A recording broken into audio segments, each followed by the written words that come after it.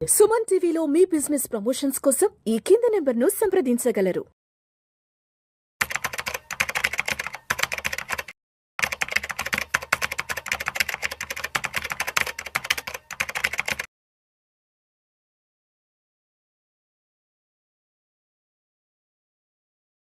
నమస్తే, welcome to Vishnu talks. నేను మీ విష్ణు. ప్రస్తుతం నాతో పాటు సర్టిఫైడ్ ఫైనాన్షియల్ ప్లానర్ మాధవిరెడ్డి గారు ఉన్నారు. వారితో మాట్లాడదాం.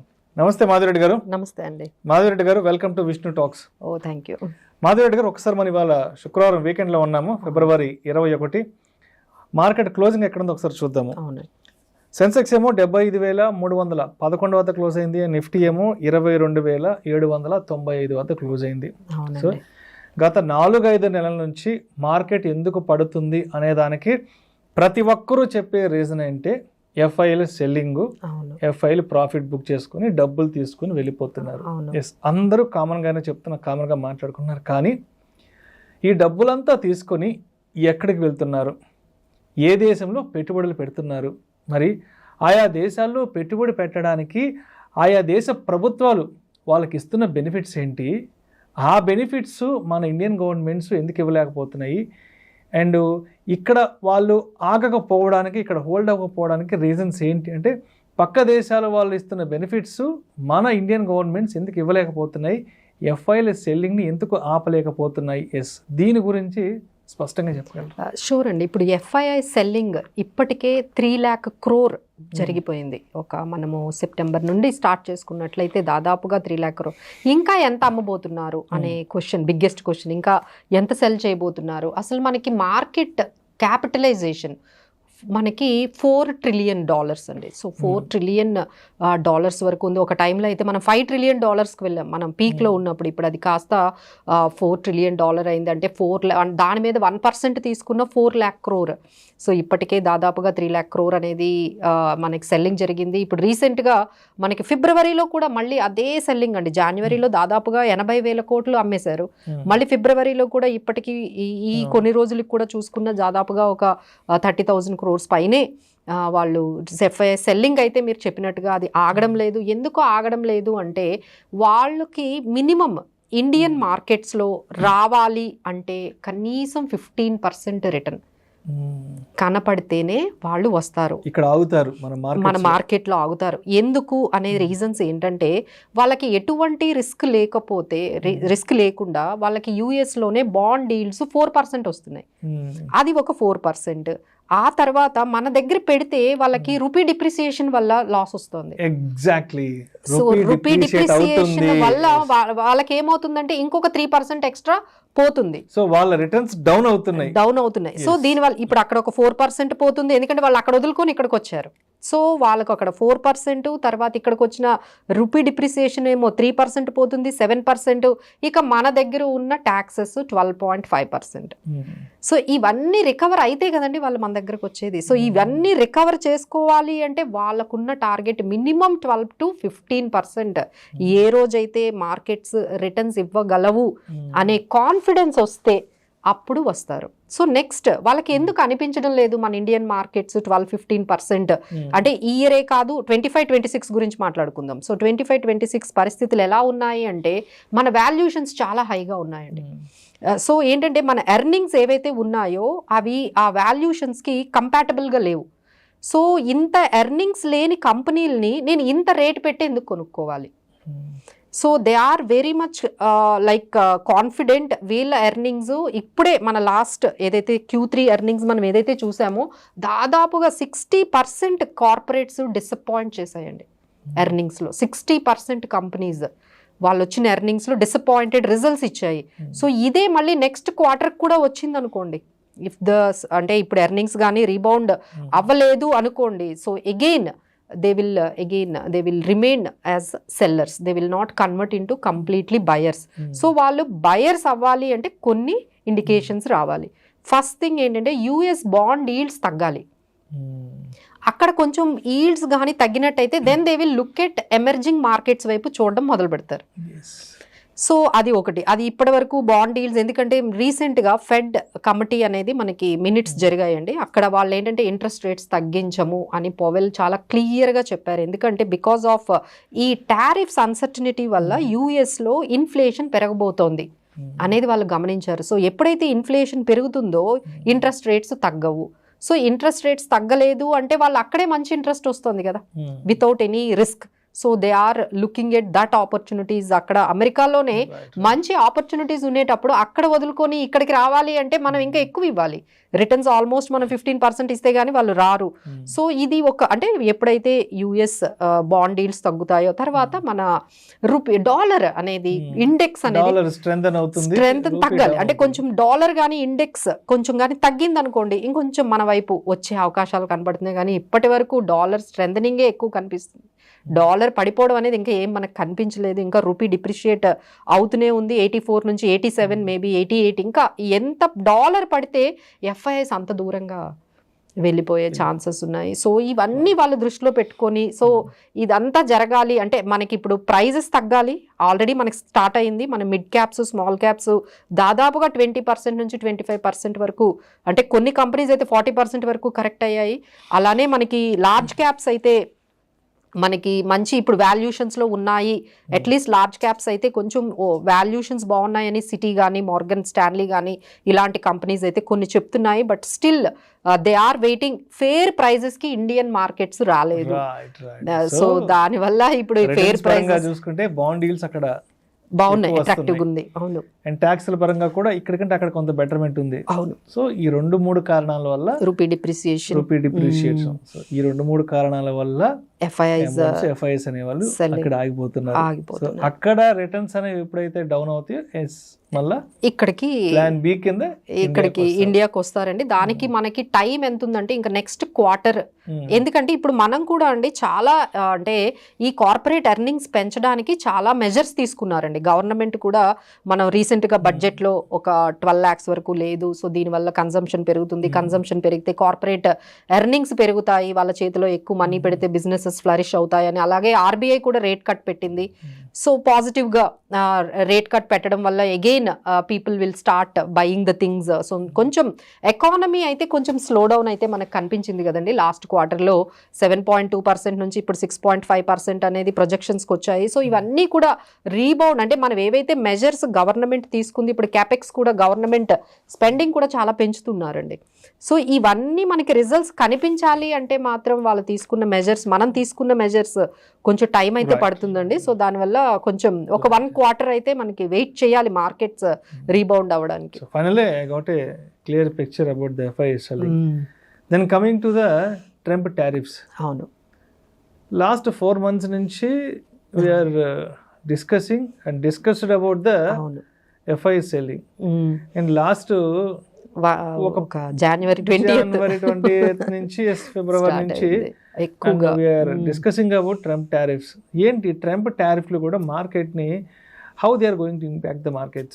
So not only Indian markets అండి, అన్ని ఎమర్జింగ్ మార్కెట్స్ కూడా ఆయన ఛాలెంజింగ్గా తయారయ్యారు. అంటే ఎవరైతే ఎక్స్పోర్ట్స్ చేస్తున్నారో యుఎస్ ఎక్స్పోర్ట్స్, మనం అంటే ఓన్లీ 18% ఎక్స్పోర్ట్స్ ఉన్నాయి. మన టోటల్ ఇండియన్ ఎక్స్పోర్ట్స్లో 18% వరకు మనం యూఎస్కి చేస్తూ ఉంటాం. But when it comes to Indonesia, Vietnam, తర్వాత ఈ చైనా, వీళ్ళైతే 40% పైనే అండి. 30-40% వరకు వాళ్ళ ఎక్స్పోర్ట్స్ అమెరికాకు వెళ్తూ వాళ్ళు ఇంకా అసలు కంట్రిబ్యూటర్స్ అనమాట ఎక్స్పోర్ట్. సో వాళ్ళు ఇంకా కొంచెం ఈ టారిఫ్స్ తోని ఇంకా భయపడుతున్నారండి. సో టోటల్ గా ఈ టారిఫ్స్ అనే ఈ ట్రేడ్ గ్లోబల్ వార్ అనేది స్టార్ట్ చేసి మొత్తం ఎకానమీ ఎకో సిస్టమ్ నే డిస్టర్బ్ చేసేసారు. సో ఈ డిస్టర్బెన్స్ నుంచి వచ్చే డ్యామేజ్ ఎంత వరకు ఉంటుంది అనేది ఒక్కొక్క ఎకానమీని ఒక్కొక్క రకంగా దాన్ని హర్ట్ చేస్తుంది. అవునండి, ఒక్కొక్క ఎకానమీ. మనకు కూడా అండి, మనకి ఆల్రెడీ స్టార్ట్ అయింది. అంటే డేట్స్ అనేవి మనకి ఇంకా ఉన్నాయి. అంటే నేను అనుకునేది ఏంటంటే ఎంత పాజిటివ్ న్యూస్ని కూడా మార్కెట్ పక్కన పెట్టేసింది. అది బడ్జెట్ అవనియండి, రెపో రేట్ అవనియండి, లేకపోతే ఢిల్లీ ఎలక్షన్స్. ఇప్పుడు అసలు నెగిటివ్ న్యూస్ వస్తే ఎట్లా తీసుకుంటాం మనం? So that is how we need to get ready for the next 1 month అండి. మార్చ్లో ఆయన ఇప్పటి వరకు టారిఫ్స్ ఫార్మా మీద అన్నారు, తర్వాత సెమీ కండక్టర్స్, చిప్స్, తర్వాత ఫుట్వేర్, ఇక మనం ఎక్కువగా ఎక్స్పోర్ట్స్ చేసేవి కొన్ని ఉన్నాయండి. సో ఇలాంటి వాటి మీద ఎక్కువగా టారిఫ్స్ అనేవి ఉంటాయి. రెసిప్రోకల్ టారిఫ్స్ అనేది కొత్త వర్డ్ అనేది మనకు వస్తుంది. అంటే మీరు మా మీద ఎంత టారిఫ్స్ వేస్తే అంత ఈక్వలెంట్ టారిఫ్స్ వేస్తానని ఒకవైపు చెప్తున్నారు. తర్వాత బ్రిక్స్ మీద ఎస్పెషల్లీ అంటే బ్రెజిల్, ఇండియా, చైనా ఏవైతే ఈ బ్రిక్స్ కంట్రీస్ ఉన్నాయో వాటి మీద అయితే 100% టారిఫ్స్ అని ఆయన భయపడుతున్నారు. ఎప్పుడైతే మీరు డాలర్ని పక్కన పెట్టి మీ లోకల్ కరెన్సీని కానీ యూజ్ చేసి మీరు ఏమైనా ఆయిల్ కొంటే, క్రూడ్ ఆయిల్ కానీ మీరు బై చేసినట్లయితే you will be having 100% tariffs అనేది ఆయన భయపెడుతూ ఉన్నారు. సో ఆల్ టుగెదర్ ఎంతవరకు ఈ ఇంపాక్ట్ అనేది మనకు కనిపిస్తుందంటే మార్చ్లో ఒకసారి వాళ్ళు ఇంకా క్లియర్గా ఎంత పర్సంటేజ్ అనేది క్లారిటీ ఇచ్చేస్తారు. ఏప్రిల్లో ఫార్మాకి కానీ లేకపోతే ఇంకా మిగతా ఆటో ఇలాంటి కొన్ని సెక్టార్స్కి ఎంత పడుతుంది అనేది మనకి క్లారిటీ వస్తుంది. దాని తర్వాత మన ఇంపాక్ట్ అనేది ఎంత ఉందో అనేది తెలుస్తుంది. సో ఆల్ టుగెదర్ ఇంకొక 2 months వరకు ఈ నర్వస్నెస్ మార్కెట్లో ఈ టారిఫ్ టెర్రర్ అనేది అయితే ఒక 2 months వరకు కంటిన్యూ అవుతుందండి. ఎందుకంటే ఇప్పటి వరకు ఇంకా ఆయన కన్ఫర్మ్ డేట్స్ అయితే చేశారు. పర్సంటేజ్ అయితే మనకి ఈ 25 ఇప్పుడు స్టీల్ మీద, అల్యూమినియం మీద, so everywhere pharma everything has been already, pharma stocks already కొంచెం కరెక్ట్ కూడా అయ్యాయండి because of this impact of tariffs. అదేవిధంగా ఇంట్రెస్ట్ రేట్లకు సంబంధించి ఫెడ్ అనౌన్స్మెంట్ కూడా ఒకటి రెడీగా ఉంది మార్కెట్. అవునండి. సో దట్ ఈస్ వాట్ వాళ్ళు చెప్పేది ఏంటంటే ఇప్పుడు ఈ ట్రంప్ ఈజ్ ఎట్లా అంటే ఆ ఫెడ్ని కూడా భయపడేటట్లుగా మీరు ఇంట్రెస్ట్ రేట్స్ తగ్గించండి అంటే, but they are said very clearly, Powell fed chairman అయితే మేము తగ్గించము, ఎందుకంటే మీరు తీసుకున్న ఏవైతే ఈ టారిఫ్స్ అనే ట్రేడ్ వార్ ఉందో దీనివల్ల మన ఎకానమీ అంతా కూడా కొంచెం అన్సర్టనిటీకి వెళ్తుంది అండ్ ఇన్ఫ్లేషన్ అనేది పెరుగుతుంది. సో ఇన్ఫ్లేషన్ పెరుగుతుంది కాబట్టి మేము ఇంట్రెస్ట్ రేట్స్ తగ్గించము అన్నట్టుగా ఆయన క్లియర్గా చెప్పారండి. So that is a clear indication that again the global inflation is going to rise. So ఎప్పుడైతే గ్లోబల్ ఇన్ఫ్లేషన్ పెరుగుతుందో ఇంట్రెస్ట్ రేట్స్ తగ్గించే అంత అవకాశం అయితే రాకపోవచ్చు అండి. So this is also one more negative news లాగానే మనం తీసుకోవాలి. అండ్ మార్కెట్స్ ఎక్కడ సపోర్ట్ అండ్ రెసిస్టెన్స్ లెవెల్స్ తీసుకునే అవకాశం ఉందంటారు?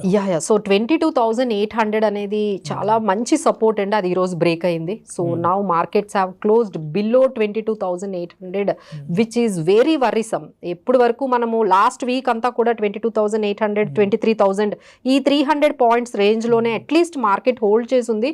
But today markets convincingly closed below 22,800 close అయింది. కాబట్టి మేబీ మార్కెట్ నెక్స్ట్ వీక్ ఇదేమైనా వీక్నెస్గా మనకు కానీ రీబౌండ్గా అవ్వకపోతే నెక్స్ట్ వీకెన్సీ 22,600, 22,400 లెవెల్కి కూడా నెక్స్ట్ సపోర్ట్ అనేది మనకి వెళ్తుందండి. బట్ అప్ సైడ్ అయితే మాత్రం చాలా తక్కువగానే కనిపిస్తుంది. దట్ ఈజ్ 23,250, 23,000 దగ్గర అయితే మనకి రెసిస్టెన్స్ లెవెల్స్ కనిపిస్తున్నాయి. But support levels next support level అంటే 22,800 కానీ బ్రేక్ అయితే 22,600 అండ్ 22,400 దగ్గర అయితే మనకి సపోర్ట్ కనిపిస్తుంది.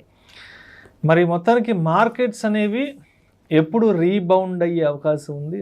రైట్, రీబౌండ్ అవ్వబోతున్నాయి అనడానికి సంకేతం ఏంటి, ఇండికేటర్స్ ఏంటి? మరి ఆ ఇండికేటర్స్ని ఎలా ఐడెంటిఫై చేసుకోవచ్చు అంటారు?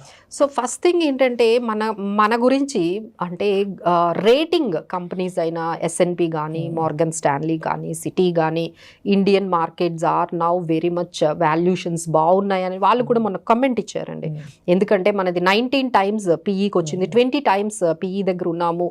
సో వెరీ రీజనబుల్గా లార్జ్ క్యాప్ స్టాక్స్ అయితే ఉన్నాయని ఇలా కొన్ని రేటింగ్ కంపెనీస్ కానీ కొంచెం పాజిటివ్గా ఇండియా గురించి మనకి చెప్పడం అనేది ఒక ఇండికేటర్ అయితే, నెక్స్ట్ ఇండికేటర్ మనకి బేసికల్గా ఈ US బాండ్ ఈల్డ్స్ తగ్గే అవకాశం కానీ కనిపించినట్లయితే అక్కడ మనకు కనిపిస్తుంది. అలానే రూపీ డిప్రిషియేషన్ ఆగడము, సో డాలర్ ఇండెక్స్ అనేది కొంచెం కానీ పడినట్లయితే, అన్నిటికన్నా మేజర్ ఏంటంటే Q3 అంటే నెక్స్ట్ క్వార్టర్లీ ఎర్నింగ్స్లో కానీ మనం ఏమాత్రం కొంచెం బెటర్ రిజల్ట్స్ కానీ చూపించినట్లయితే మార్కెట్ రీబౌండ్ అవుతుందండి. సో నెక్స్ట్ క్వార్టర్లో కూడా మనం కానీ రిటర్న్స్ అంటే ఎర్నింగ్స్ కానీ పాజిటివ్గా చూపించలేకపోతే again we can see one more drop in the one more అంటే ఇంకొక స్టేజ్లో మార్కెట్ పడే అవకాశాలు ఉంటాయి. సో ఆల్ పుట్ టుగెదర్ ఒక మనకి 3 months టైంలో అయితే మనకి మేక్ ఆర్ బ్రేక్ అనేది తెలుస్తుందండి. Because of corporate earnings next క్వార్టర్లో అనేది రీబౌండ్ అయితే మన మార్కెట్స్ రీబౌండ్ అవుతాయి. సో మొత్తానికి ఈ వారం అంతా మార్కెట్లో ఏం జరిగిందో మాట్లాడుకున్నాం. మండేకి మార్కెట్లో ఏం జరగబోతోంది, నెక్స్ట్ వీక్ మార్కెట్లు ఎలా ఉండబోతున్నాయి, వాట్ విల్ హ్యాపెన్? సో దీనికన్నా ముందు మనము బేర్ మార్కెట్ కి ఎంత దగ్గరలో ఉన్నాము అసలు, అంటే మనం చాలా వరకు అంటే వర్డ్స్ అనేవి చాలా డిఫరెంట్ గా యూస్ చేస్తున్నాం. ఒకరు క్రాష్ అంటున్నారు, ఒకరేమో కరెక్షన్ అంటున్నారు, ఒకరేమో బేర్ మార్కెట్ అంటున్నారు. So first we need to understand అసలు ఈ 10% ఫాల్ అనేది జరిగితే కరెక్షన్ అనాలండి, 20% ఫాల్ జరిగితే బేర్ మార్కెట్ లోకి వెళ్ళినట్టే, అలానే 30% ఫాల్ గానీ జరిగితే క్రాష్ జరిగినట్టు, అలానే 50% ఫాల్ గానీ జరిగితే మనం రెసిషన్ లోకి వెళ్ళినట్టు. సో ఇప్పుడు మనం ఎక్కడున్నాము అంటే అక్కడ మళ్ళీ డిఫరెంట్ గా చూడాలండి. అంటే ఇప్పుడు మనము 10 to 20% అంటే 12% మీరు అన్నట్టుగా, సో 20% గానీ మనం పడితే నిఫ్టీ, మనం బేర్ మార్కెట్ లోకి వెళ్తాం. సో 8% to 7% దూరంలో ఉన్నాం మనం బేర్ మార్కెట్ కి ఎంటర్ అవ్వడానికి. సో జస్ట్ 7% దూరంలో ఉన్నాము. మిడ్ క్యాప్స్ అయితే ఆల్మోస్ట్ 1% దూరంలోనే ఉన్నాయండి. అవి ఆల్మోస్ట్ 18% to 19% కరెక్ట్ అయింది మిడ్ క్యాప్. స్మాల్ క్యాప్ అయితే ఆల్రెడీ బేర్ మార్కెట్లోనే ఉంది. Already small cap index 20% correct అయిపోయింది. So these are all the things that every one has to know. ఎక్కువ డ్యామేజ్ అనేది మిడ్ క్యాప్స్ కి స్మాల్ క్యాప్స్ కి జరిగిందండి. వెన్ ఇట్ కమ్స్ టు మనకి లార్జ్ క్యాప్స్ అయితే మాత్రం మేబీ మీరు అన్నట్టుగా 12% కానీ, but rest of the mid caps and small caps అయితే కొన్ని స్టాక్స్ అయితే 40% 50% వరకు మనకి డ్యామేజ్ జరిగింది. So need to be very careful all the investors at this stage. Thank you so much Madhava Reddy గారు. ఈ వీకెండ్ అంతా అసలు మార్కెట్లో ఏం జరిగింది, నెక్స్ట్ వీక్ మార్కెట్లో ఏం జరగబోతుంది అనే దాని గురించి చక్కగా తెలియజేస్తారు. Thank you so much.